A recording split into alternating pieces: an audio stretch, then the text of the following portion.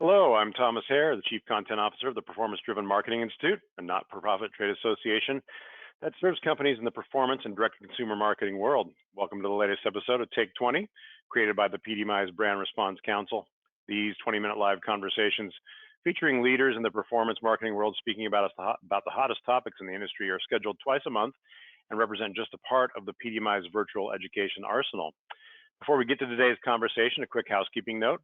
We'll address any questions from the audience at the end of today's session, but you don't have to wait to ask them. Utilize the questions tab on your control panel to type and send your question in, and we'll be collecting them and try to get to as many as possible in the final moments of this episode.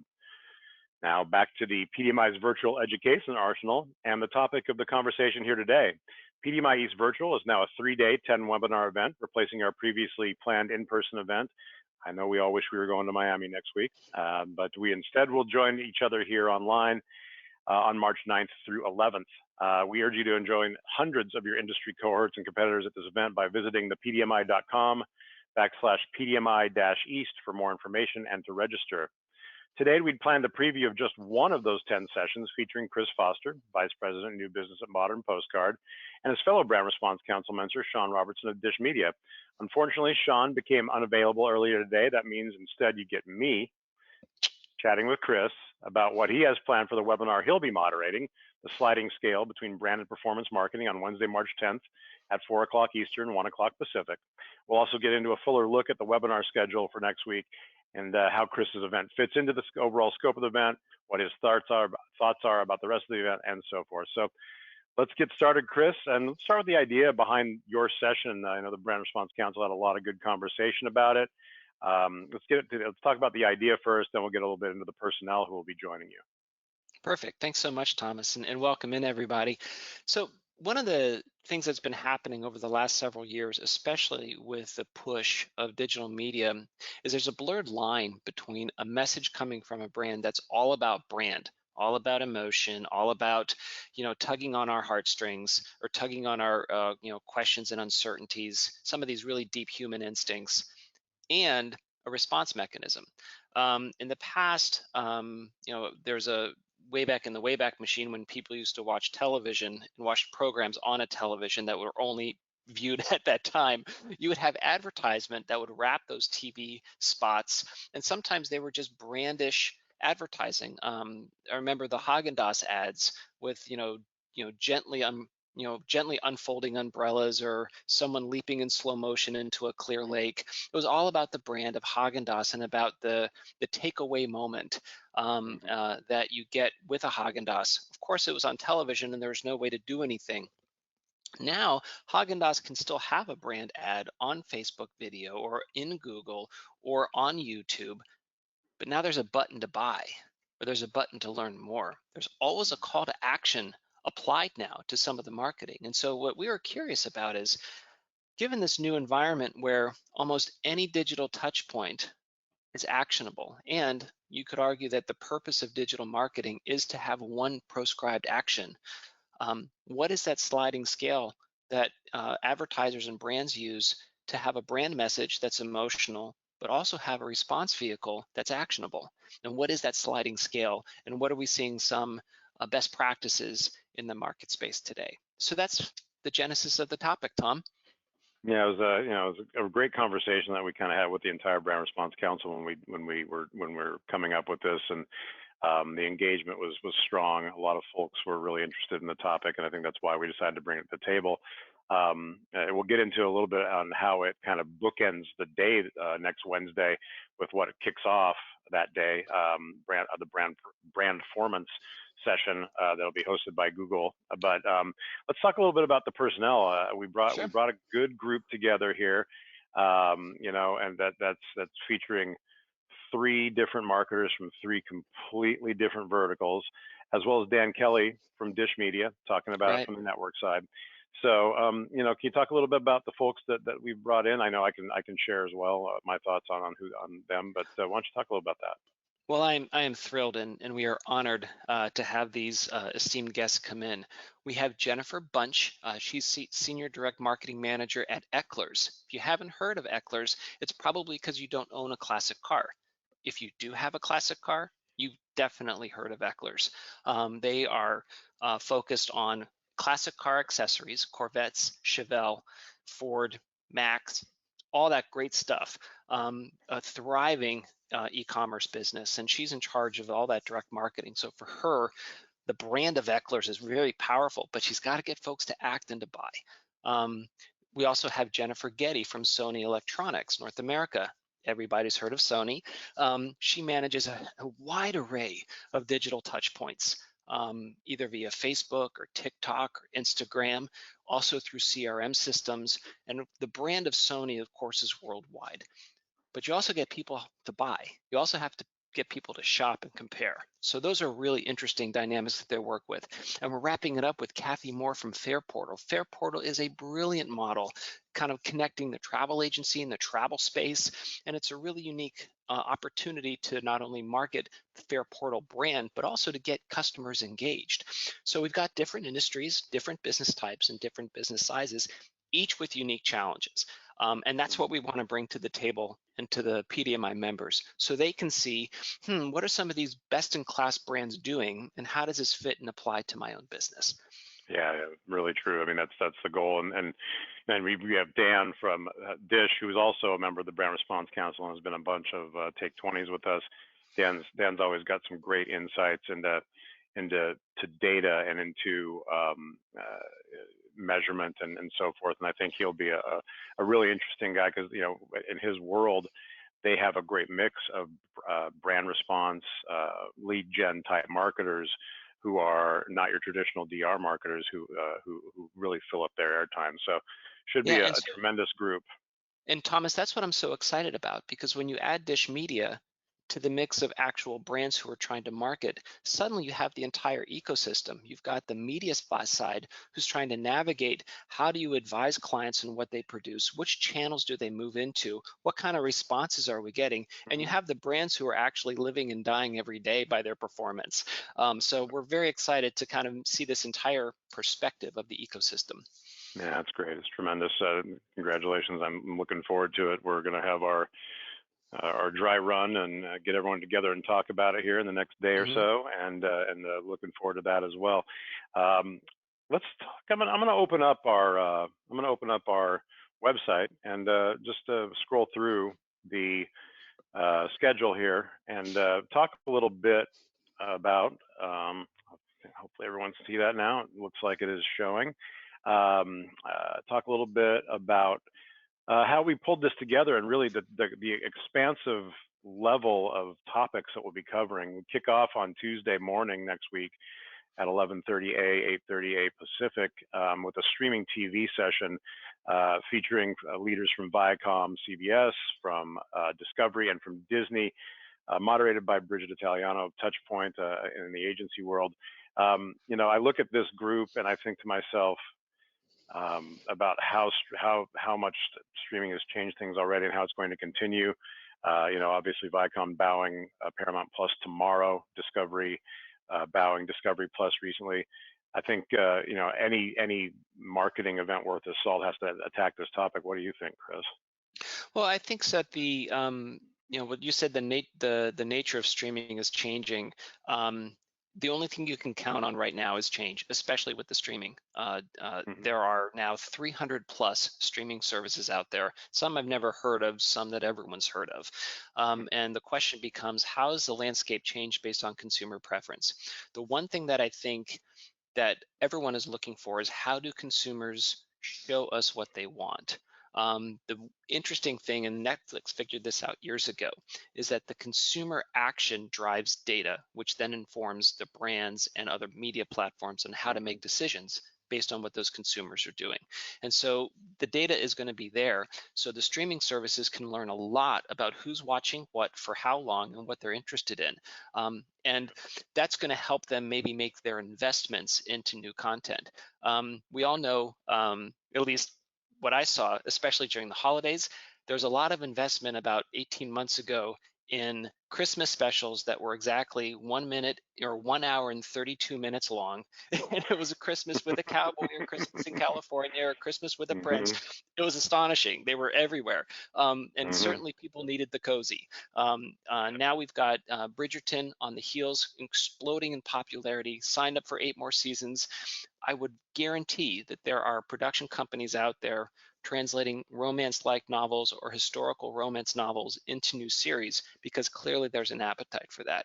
Right. So platforms are going to learn from this, the media companies are going to learn from this, and the brands are going to learn what people are watching to figure out where they want to invest. Yeah, absolutely. Absolutely. So great start to the day there on Tuesday. We ride that directly into a session that's about more traditional direct response marketers and how they really survived and actually thrived in a lot of ways through the pandemic. Particularly the direct to retail marketers. You would think, well, retail shutdowns, whole big problem there. But we found quite differently in a lot of different ways. If you look at the media buying out aspect of it, DR marketers really capitalized in 2020 on all the available time. I personally interviewed Amit Kabani for a story that we've got coming up in our March issue of Results Magazine, talking about how Ontel was able to um, shift gears into the essential retailers and really have success there. So it's going to be an interesting look at how that worked. This is all courtesy of our PDMI Workshop Council, one of our 4 councils as well. I don't know if you've got thoughts on that session, Chris.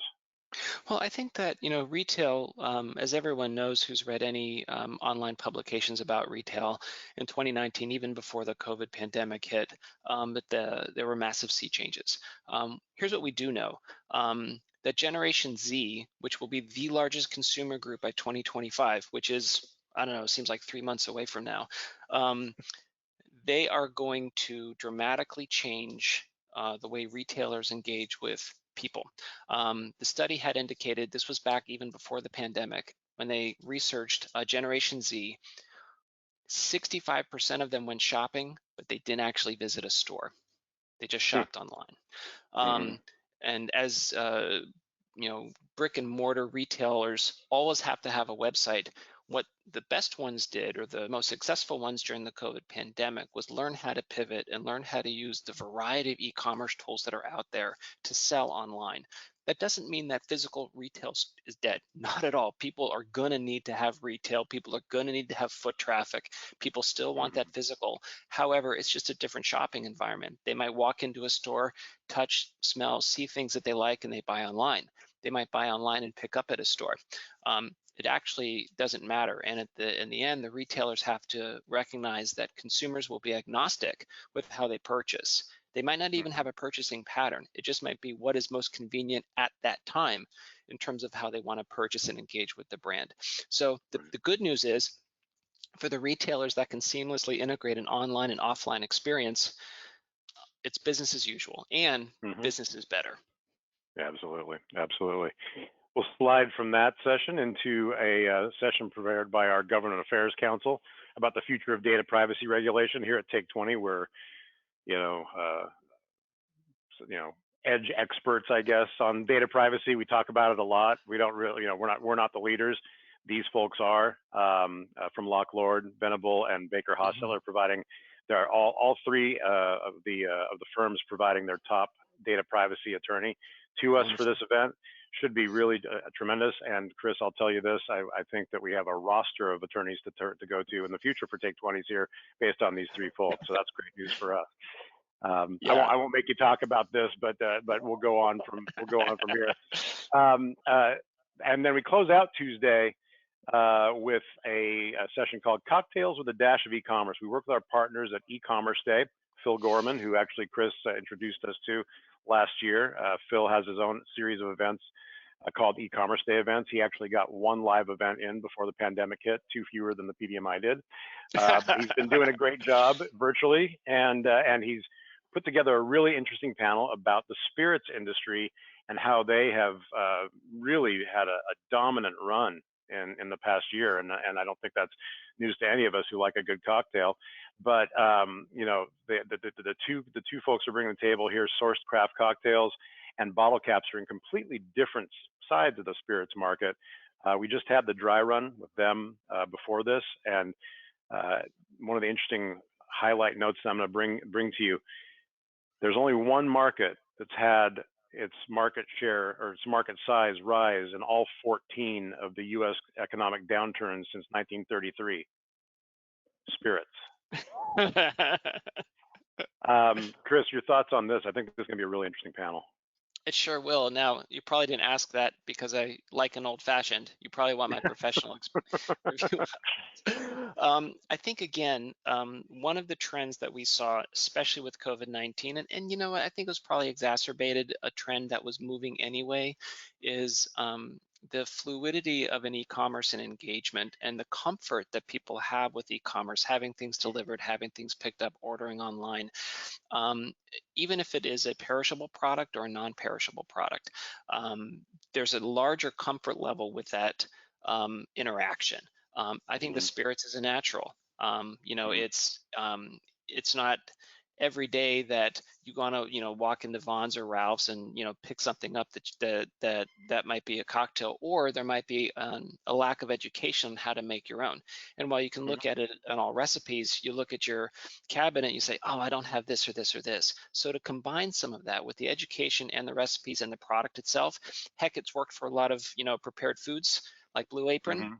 Why not work for spirits? So again, it's just a good example of, and you know what I love? I love how somehow, times of trouble seem to also create moments of ingenuity. And I love this. I love this about people. I love it about even from the economy that, challenging moments, create these opportunities for people who think, gosh, this is a way that I could get through this. Or this is an idea that this presents. So it's not doom and gloom, but it's actual opportunity.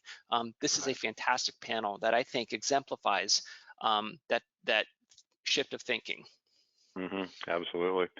We kick off Wednesday, the 10th, with a special highlighted session hosted by Aprajita Jain, Google's Chief Marketing Brand Evangelist. We're very fortunate to bring her aboard to give her presentation about brandformance. Build your brand with a performance mindset. She'll get into online video branding, whole bunch of different samples and ideas about mixing brand and performance marketing. Perfect bookend to you at the end of the day that day, right, Chris? Right. No, I love it. I think it's brilliant. And the one thing we do know about video is that video is the fastest way to really emotionally connect. It's so easy to make a really tight, beautifully done, artful film that has kind of an emotional resonance, whether it's music or the people and the like, and have a little bit of a call to action afterwards. Tell somebody what to do. Even if they don't do it at the first viewing, this couple times they see it, they know where to go to learn more. They're aware of something. And what I'm curious about, and we'll touch on it on our panel as well, is that it really depends on where that person is in their customer journey. People had never heard of Peloton, but then suddenly everyone heard of Peloton. So Peloton's job wasn't necessarily awareness, but it was the education and the interest in that consideration. Why would I choose Peloton over something else? Why would I choose Peloton over the street or over nothing? Why would I do that? So their tone in terms of the video and the response then changes based on that customer journey as well. So I'm very excited to see what they have to say about that. Yeah, absolutely. And then we swing into our U.S. Hispanic Council, which is bringing together a U.S. Hispanic Marketing Trends for 2021 panel featuring leaders from Nielsen, a couple of marketers, Apoyo Seguro, a financial services insurance marketer to the U.S. Hispanic market, Fern Lee from Thor Associates, who's had a lot of success in that exact space, financial services, which is a huge growth space in U.S. Hispanic, and then Kyle Patton from Univision giving us the network perspective. So a really nice array, and this is what we build these here for Take 20. This is what we really try to do, is bring that kind of array of voices that kind of tie a story together. We'll slide in from there to a panel called Attribution in the Age of Data at 2:30 Eastern on Wednesday the 10th. This is an interesting. I think this is going to be a pretty data-heavy type of a panel, as you would imagine. Something with the title "Attribution in the Age of Data" might be, but some really interesting insights are coming forth, I believe, from iHeartMedia, the research folks at iHeartMedia. I think we're going to hear a lot about podcast here, and radio. Your thoughts on that as people think about attribution across all different media. What about that podcast market today as a kind of an example of it? I think it's one other touch point that folks are keen on, and the challenge that marketers have today is attribution. There's no doubt about it. Everyone's saying, do you have? And some models and some businesses have a last touch attribution model, which, if you're on the digital side and you're that final button, you're like, yes, I win. And if you're on the upfront side, you're like, wait a minute, I had something to do with that too. So I think attribution is A, it's a constant challenge, and B, it's a constant debate, but it's a healthy debate, because users now have the most choice than any buyer in the history of mankind, in terms of when they want to buy, how they want to buy, and of course what they want to buy. The supply is almost endless, over the demand. And so from a marketer, that poses some really interesting questions about how does my business and organization actually measure?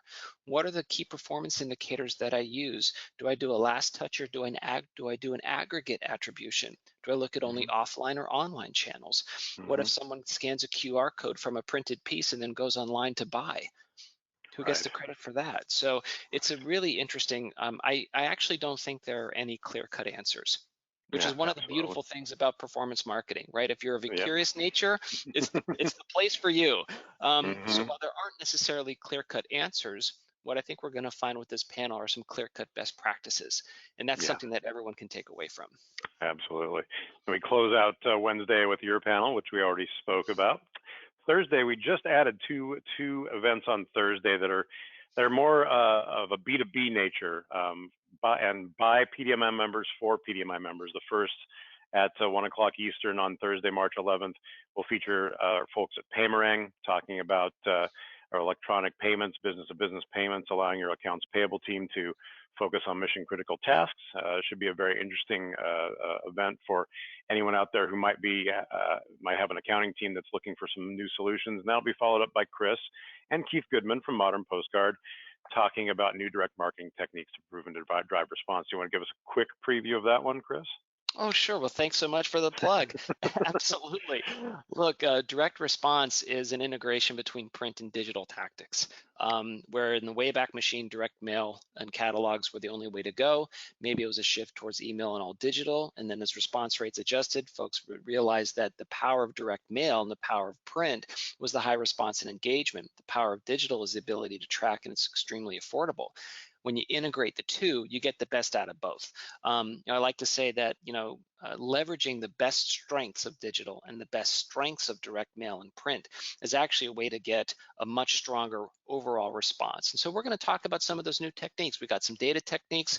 We have postcard retargeting, where you can reach your anonymous website visitors who don't buy. We have some amazing integration between email and mailable addresses, along with some, mobile display ads that can go specifically to households. A whole chock full of ways that you can integrate the data you have with the data you don't have, and apply it in an implementation that's both digital and print to make the best of both worlds. So thank you for that plug. Great. Of course.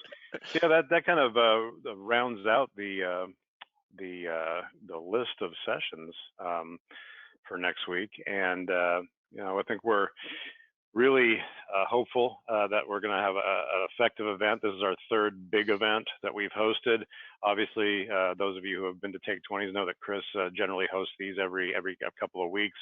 It's a big focus of ours. It's had to become a big focus of ours to continue that education, as we've lost a little bit of that networking touch. And we've pulled together what we believe is a great group. Couple of questions here that have come through. And someone was listening. Streaming media, e-commerce, retail, data privacy, brand response, marketing. Sounds like this event touches on all aspects of the business. If I wanted to contribute topic ideas for future events, how could I do that? I'm gonna let you give an answer to this, Chris, too. But I would say, you are the chair of the Brand Response Council, and your job is to kind of bring ideas to the table and hear different ideas. Joining our councils is the #1 way to do that. As you can see, 4 of the 8 sessions on Tuesday and Wednesday are created by our councils. The other 4 have some level of attraction or connection to our councils. It's not to say we don't accept other ideas that come in from outside. You can always hit me up via email or phone with concepts. Reach out directly to me, or reach out directly to our council chair people, like Chris on the Brand Response Council, like Nicole Cordero on the U.S. Hispanic Council, like Andrea Pass on the Workshop Council. That's the best way to do it. Your thoughts there, Chris, on how people can get more involved here? Absolutely. And here's the thing, it's not necessarily a plea, but it's a professional ask. We only all get better if all of us help us get better, right? That's the whole goal of the PDMI. How can we all become better professionals in our field and lift the entire, field as a whole? And so your ideas are always welcome. There's always room for more ideas, always. And so from the Brand Response Council, what I try to do is to make sure that there's an open forum for everyone to contribute, and that there's a pathway set in terms of some ideas to help generate other ideas. Now, the nice thing is that the Brand Response Council is extremely active. They're all creative, immensely talented, and masters of their craft. And so we have topics, planned out for the next several months up until, probably summertime. But what that means is that there's a whole slate of Take 20 topics that are yet to be filled, right? That's correct. So yes, please email me. My email is cfoster@modernpostcard.com. Very easy, cfoster@modernpostcard.com. Please reach out to me, and I'd love to get in touch. Absolutely, yeah. And then our last question, and this is always a question that we get all the time: when does registration close? When does registration close? Registration for PDMI East Virtual, which you can find at the website you see up at top, the pdmi.com/pdmi-east, will actually not close for this, since it's a virtual event. If you decide on Wednesday that you want to see something, you can jump in and join us. Registration is free to PDMI members. If you go to this website, you'll see the discount code for PDMI members, and it's just $99 for non-members, and that's for the entirety of the event. You get all 10 sessions for just $99. Sound like a DR ad almost, but wait, there's more. So yeah, we are very excited about it. We hope you'll all join us next week. We look forward to it. Chris, thank you for today. We appreciate Absolutely. it. Thank you. Your next chance to join us for a Take 20 will be 2 weeks from today, March 17th, when we'll get into a little bit of a discussion about e-commerce platforms for 2021 and beyond. And from there, I'll just say we look forward to seeing you next week at PDMI East Virtual. Until then, stay safe and stay well. Take care. Bye-bye. Thank you. Take care.